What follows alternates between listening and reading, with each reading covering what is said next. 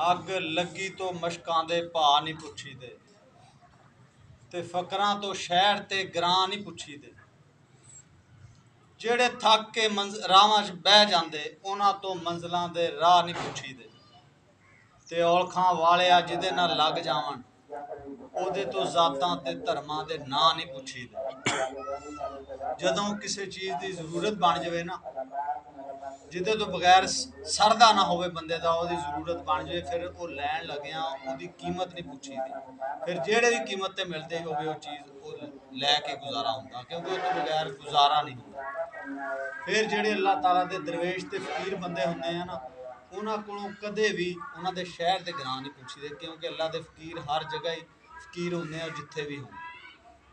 ਜਿਹੜੇ ਬੰਦੇ ਮੰਜ਼ਲਾਂ ਤੇ ਤੋੜ ਨਹੀਂ ਪਹੁੰਚੇ ਹੁੰਦੇ, ਉਹਨਾਂ ਨੂੰ ਮੰਜ਼ਲਾਂ ਦੀ ਕਦਰੋ ਕੀਮਤ ਦਾ ਪਤਾ ਨਹੀਂ ਹੁੰਦਾ ਵੀ ਉਹ ਕਿਹੜੇ ਦੁੱਖ ਤਕਲੀਫਾਂ ਨਾਲ ਮੰਜ਼ਲਾਂ ਉੱਤੇ ਪਹੁੰਚਿਆ ਜਾਂਦਾ, ਕਿਉਂਕਿ ਉਹ ਰਾਹ 'ਚ ਬਹਿ ਜਾਂਦੇ ਆ, ਉਹਨਾਂ ਨੂੰ ਰਾਹਾਂ ਦਾ ਪਤਾ ਨਹੀਂ ਹੁੰਦਾ, ਉਹਨਾਂ ਨੂੰ ਕਦੇ ਵੀ ਨਹੀਂ ਪੁੱਛਣਾ ਚਾਹੀਦਾ।